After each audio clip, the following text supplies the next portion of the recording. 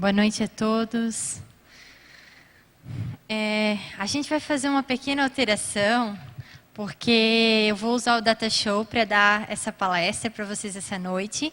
Então, como foi transferido o Data Show bem para o outro lado, eu pediria para vocês, por favor, que vocês colocassem, talvez mais para a fila do lado, para a gente estar visualizando melhor, né? Pode ser aqui. Meu coração é do meu mestre. O meu caminho é do mestre. Minha esperança é meu mestre. A minha vida é do mestre. Meu coração é do meu mestre. O meu caminho é do mestre. Minha esperança é meu. Muito bem. Então, acho que aqui fica melhor para a gente visualizar, né? Muito bem. Certo. Então, como foi falado, meu nome é Karine Pianizer Miquei, sou casada com o Charles, né? Ele vai estar me auxiliando lá em cima na passagem do Data Show, né? E eu fiquei muito feliz com o convite. A gente tem ajudado o Sérgio, né, na FAEC, nesse trabalho de apoio, né, na nossa área profissional, né? Seja se a gente tem uma empresa, seja se a gente ocupa um cargo de liderança, ou um cargo que a gente almeja um dia, né, ou um dia abrir na nossa empresa. E o Sérgio pediu para mim estar trazendo para vocês uma palestra no sentido da área da administração, que é a minha formação. Sou formada em administração com ênfase em marketing. Né? Eu sou novinha, acho mais nova que a maioria que está aqui, tenho 27 anos, mas eu trabalho na área administrativa desde os meus 12 anos. Né? A gente comecei a trabalhar bem cedinho. Dos 12 aos 16 eu trabalhei na empresa do meu pai. E aí então, quando eu tinha 16 anos, eu fui chamada... Obrigada, Leco. Eu fui chamada para trabalhar numa empresa que fabricava moda praia para exportação. E aí, então, nessa empresa, eu trabalhei durante 3 meses e fui promovida. E eu comecei a cuidar de toda a produção externa deles. Eles faziam a parte de linha praia da marca Elos, que é uma marca muito conhecida no mundo todo, né? Uma marca de alto padrão, que era a fabricação de biquínis que iam para o Chile, pela marca Elos. Então, eu cuidava de toda a parte externa. Quando eu estava próximo aos meus 18 anos, então eu fui convidada por uma tia minha para cuidar da administração de uma empresa dela, porque a filha dela estava indo para os Estados Unidos. E aí, como a proposta era melhor, o salário era melhor, então eu saí e fui trabalhar com a minha tia. Nesse tempo eu comecei a namorar com o Charles, e com 3 meses de namoro a gente abriu nossa empresa, que a gente tem até hoje, que agora em abril fazem 9 anos. E aí, então, saí da minha tia para trabalhar na minha empresa e já fazem 9 anos isso. Então, essa é a minha experiência profissional. A gente atua na FEC dando aconselhamento empresarial. Tem algumas pessoas aqui que a gente já teve a oportunidade de estar ajudando, né? Agora, devido ao bebê que vai chegar, essa atividade está um pouquinho parada, mas ano que vem a gente volta, né? Mas nada impede que, se vocês precisarem de um conselho, de uma orientação, a gente possa estar ajudando, né? Na medida daquilo que Deus deu a capacidade para a gente estudar. Porque eu vejo que Deus, ele dá a oportunidade, às vezes, para a gente fazer uma faculdade e para usar isso também na obra dele, né? Para estar aconselhando, estar servindo na igreja também com o nosso estudo. Então, como eu falei para vocês, eu resolvi trazer essa palestra com um tema, né? Capacitados para administrar. Com base nos princípios cristãos, para ser bem-sucedido na sua vida profissional. Pode passar, Charles. E quando eu penso em qualquer área da administração, nos 4 anos que eu estudei, eu não poderia deixar de trazer para vocês é as informações que estão no melhor livro de administração que eu já estudei, que é a Bíblia. Todas as teorias que eu estudei na faculdade, todas têm embasamento bíblico. Todas elas eu via algum texto bíblico que afirmava aquilo que talvez pessoas dedicaram a vida toda para descobrir e que na Bíblia já tinha, né? Então eu escolhi esse texto que está aí, que é Mateus 25, 14, 15, que fala um grande segredo nesse texto. Fala assim: Jesus, ele conta uma parábola nesse texto em que ele conta que teve um senhor, que é Deus, e que ele deu valores em dinheiro. Porque talento era uma moeda da época, era como se fosse real hoje. Então ele deu valores em dinheiro. Para um servo ele deu 5, para outro ele deu 2 e para outro servo ele deu 1. E ele então saiu, entregou esses bens a esses servos e saiu, porque ele ia para longe, ia se ausentar. E esse texto, ele tem um grande segredo. Por quê? Nesse texto, Jesus, não sou eu que estou falando, mas a palavra de Deus, o próprio Deus encarnado, ele mostra que Deus não é injusto. Ele não faz acepção de pessoas, mas ele entregou conforme a capacidade. Então, muitas vezes nós não temos recebido mais de Deus porque nós não temos capacidade para administrar mais. Muitas vezes não temos nem capacidade de administrar o que Deus já tem nos dado. Então, se nós queremos um dia ter um cargo melhor no nosso trabalho, se a gente quer ter mais recursos financeiros, nós temos que estar capacitados. Porque aqui fala que para alguns Deus deu mais, o seu Senhor deu mais, e para outros deu menos, de acordo com a sua capacidade. E é isso que eu quero abordar. Será que nós estamos capacitados? Será que eu tenho capacidade de administrar bem aquilo que Deus tem me dado? Porque é algo muito sério isso. É um segredo muito importante. Pode passar. Na capacidade para a gente administrar, nós temos que entender alguns segredos do versículo anterior. Primeiro, que nós somos servos e tudo é de Deus. O seu cargo no seu trabalho, a sua empresa, tudo é do Senhor. Nós somos servos. E com isso vem uma responsabilidade muito grande. Porque no texto falava que o Senhor, que é Deus, ele ia se ausentar por um tempo. Você sabia que eu e você vamos prestar conta para Deus do que nós temos feito com o valor, com o dinheiro, com as coisas que tem na nossa mão? A sua empresa, o seu salário, o seu cargo, ele não é simplesmente uma forma de você sobreviver nessa terra. É uma missão que você tem aqui nessa terra. Você já pensou que durante todo o seu dia, a maior parte do seu tempo você fica no seu trabalho? O nosso trabalho é o nosso maior ministério.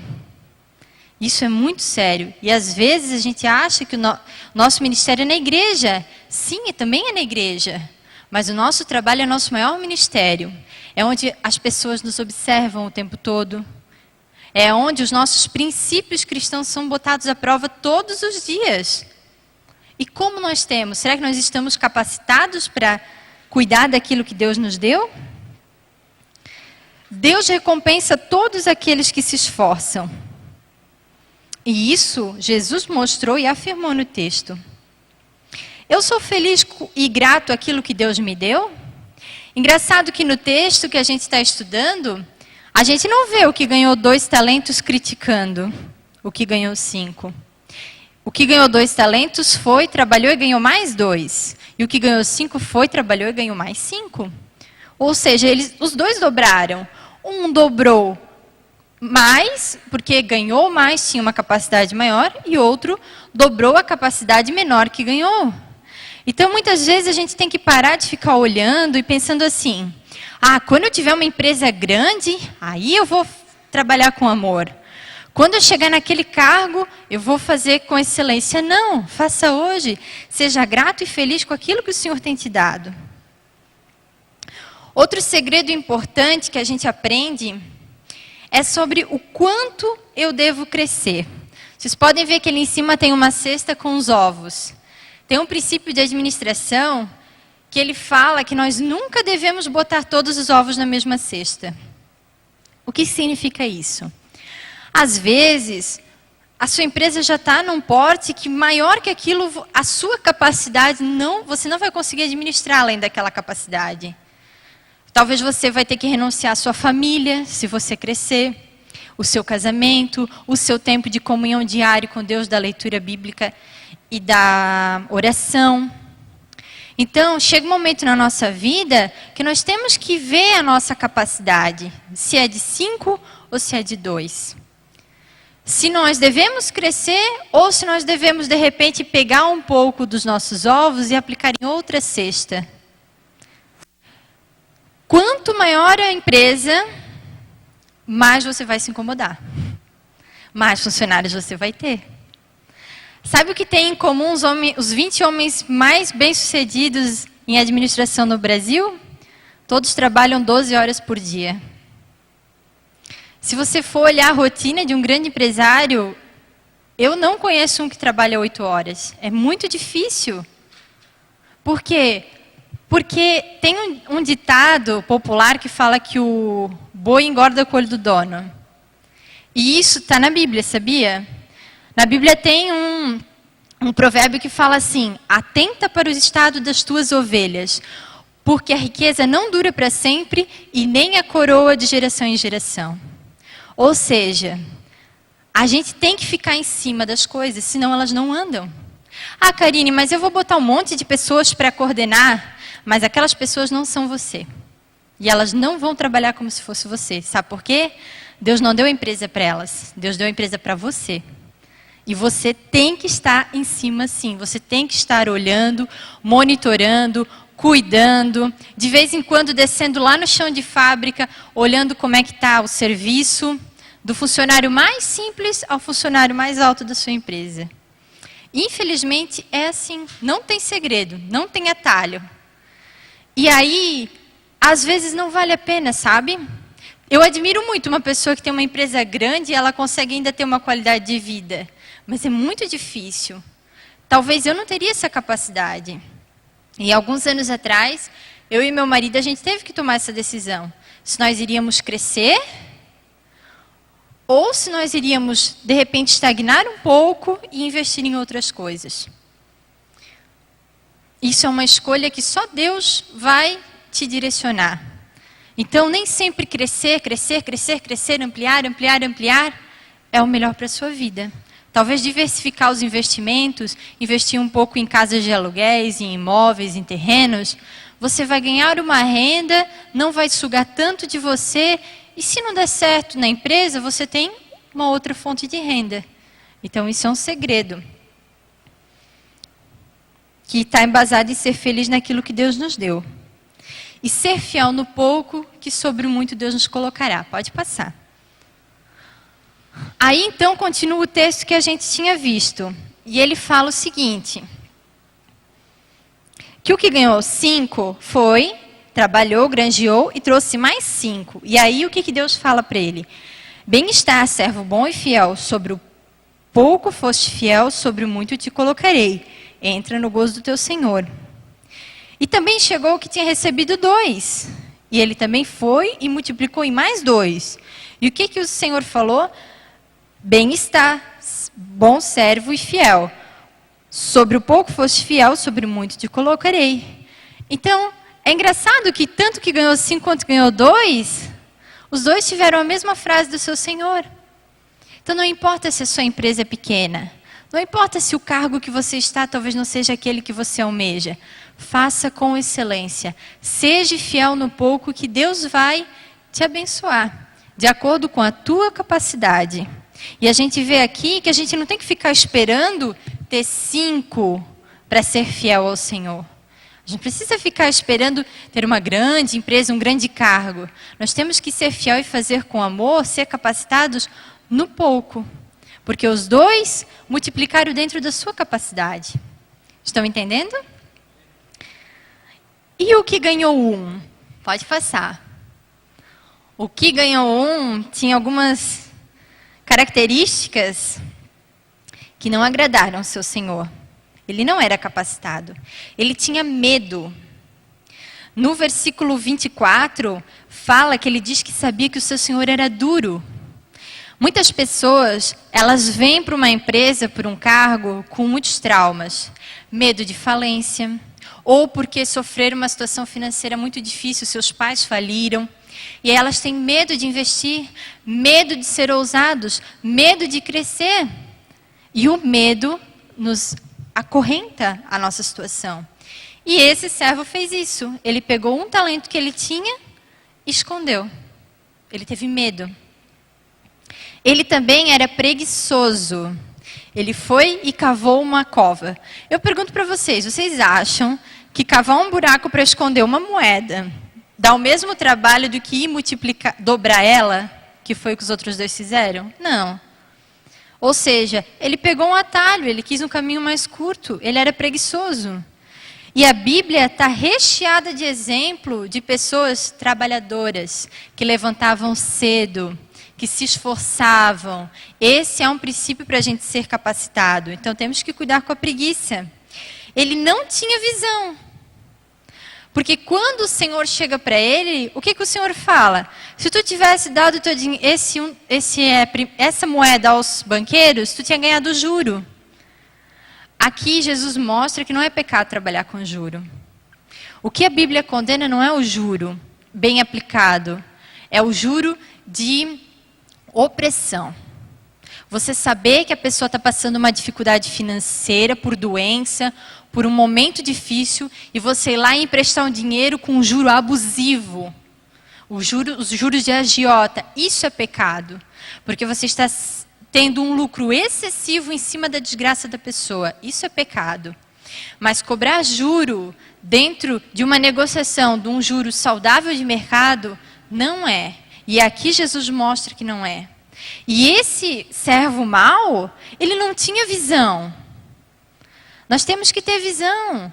Às vezes, se você pegar o valor que você tem, você aplicar, comprar um título público, que hoje o título público é a aplicação mais segura que existe no mercado. Ela ganha o dobro da poupança. E a poupança, você sabia que se você tiver dinheiro num banco e o banco falir, você só vai receber até 60 mil? Se você tiver 100 mil no banco, você só vai receber 60, que é o que o governo vai bancar? Os outros 40 você vai perder. Título público, não. O título público, a única forma de você perder ele é se a república falir. Se o governo quebrar. O que é praticamente impossível. Título público, existem títulos que são com prazos maiores. Existem títulos que são resgatados semanalmente. Quanto maior o prazo do título público, mais o rendimento ele vai te trazer. E é o tipo de aplicação mais segura. Gira em torno de 1,5% o rendimento. Mas é maior que a poupança. Você sabia que hoje um dinheiro aplicado na poupança você está tendo prejuízo? Porque a inflação real do mercado está em torno de 9% a 10%. Não o que o governo diz que é a inflação. O que a gente vê a comida subir lá no mercado é de 9% a 10% ao ano. E a poupança é 6%, 7%. Então você está perdendo 3% todo mês. Temos que analisar isso, temos que ter visão. Esse servo não tinha. E Deus, ele é justo. Ele tirou daquele que não tinha capacidade, que era preguiçoso, e deu aos que tinham capacidade. E outra característica que eu pulei aqui, que o servo mau ele era bajulador. Quando o Senhor veio tomar conta dele, o que ele falou? Senhor, eu sei que tu és homem que é junto onde não plantaste. Ele quis bajular Deus. Deus, ele conhece a intenção do teu coração.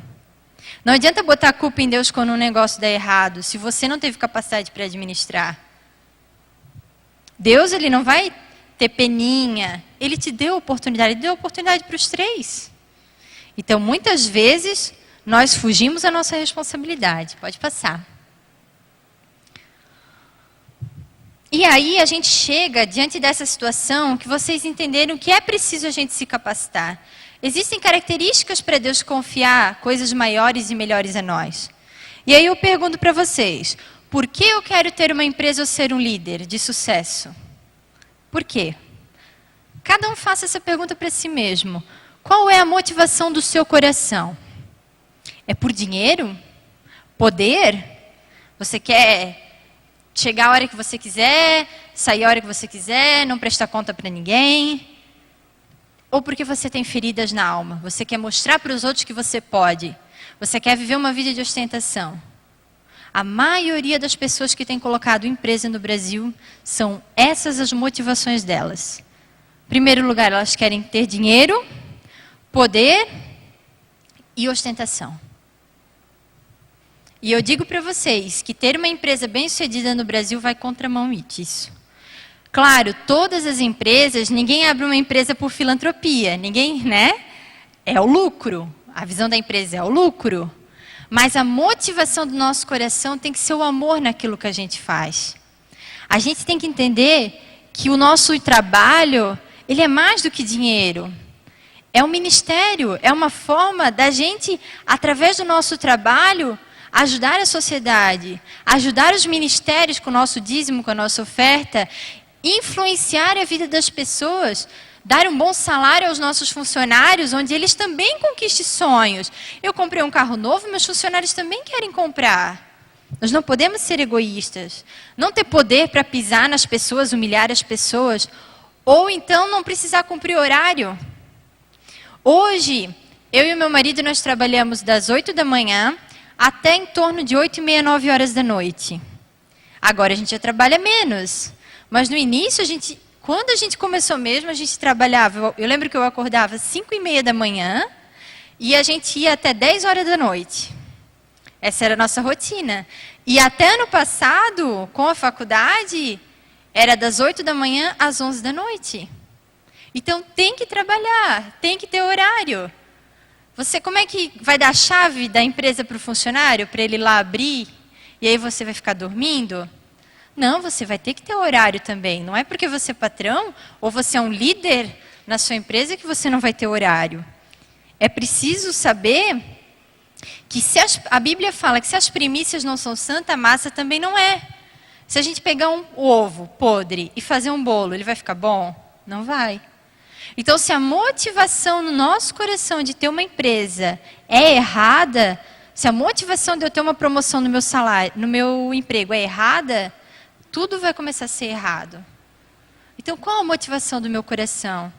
Será que eu estou querendo um salário melhor porque, poxa, eu sei que eu posso ajudar mais a empresa onde eu trabalho. Eu sei que eu tenho capacidade de ajudar mais. Eu quero ter uma empresa porque é um sonho meu servir a sociedade, ter uma oferta, um dízimo maior para investir em missões, investir na obra do Senhor. Temos que analisar isso. Pode passar. Pode passar. Aí. Então, vamos ver agora algumas capacidades no caráter pessoal que nós temos que ter para Deus poder investir na gente. É mais ou menos assim, para vocês entenderem. Se vocês fossem dar um alto valor de dinheiro, ou um cargo, ou uma empresa para alguém cuidar para vocês, o que essa pessoa deveria ter? É isso que nós vamos ver agora. Ali tem uma frase, deixa eu chegar mais pertinho para ver se eu consigo ler. Está meio difícil. Ela fala assim, ó, o verdadeiro patrão é alguém... Não vou conseguir ler. Ela fala assim, ó, que o verdadeiro patrão é alguém que interfere para que a gente trabalhe com um objetivo comum para o bem de todos. Não aquele que oprime. E aí entra no caráter pessoal. Então, algumas capacidades pessoais que a gente tem que ter para Deus poder confiar algo a nós. Ser trabalhador. Primeira delas. Todas as pessoas que Deus chamou na Bíblia estavam trabalhando. Davi estava cuidando de ovelhas, quando ele foi chamado para ser ungido. Pedro estava pescando. Tem uma história na Bíblia que me encanta, que é de Rebeca. Abraão já estava velho e ele queria achar uma esposa para Isaac. E aí ele manda o seu servo achar uma esposa. E aí o seu servo fala assim, a moça que der água de beber a mim e aos meus camelos, 10 camelos cheios de presente. Essa então é uma mulher trabalhadora, uma mulher guerreira que eu vou escolher para ser esposa de Isaac. E quando ele chega lá, para com os 10 camelos, eu acho que eram 10, Sérgio, né? 10? Quem é que está lá no poço? Rebeca. E ela vai dar água de beber ao servo de Abraão e aos 10 camelos. E vocês sabem que cada camelo toma muita água. E ela foi e deu. E mal sabia ela que a riqueza que estava em cima daqueles camelos era para ela. E ela fez mesmo sem saber que era para ela aqueles presentes. Ali a gente mostra o extra, o fazer além. Não faça somente aquilo que é a sua obrigação. Ah, eu fiz a minha obrigação, né? Fica lá no relógio, né? Parece uma pista de corrida. Deu 5 minutos para acabar o horário de serviço, já está com a bolsa pronta, tudo pronto para ir embora. Não, faça além. Faça a mais, né? Deus está vendo. Todas as pessoas na Bíblia que Deus chamou, elas estavam trabalhando, elas estavam ativas. Deus não chama desocupados, Deus não confia algo grande a uma pessoa desocupada. Temos que trabalhar. Honrar pai e mãe. Esse é um princípio muito importante para ser próspero. Por quê? Porque a Bíblia diz isso.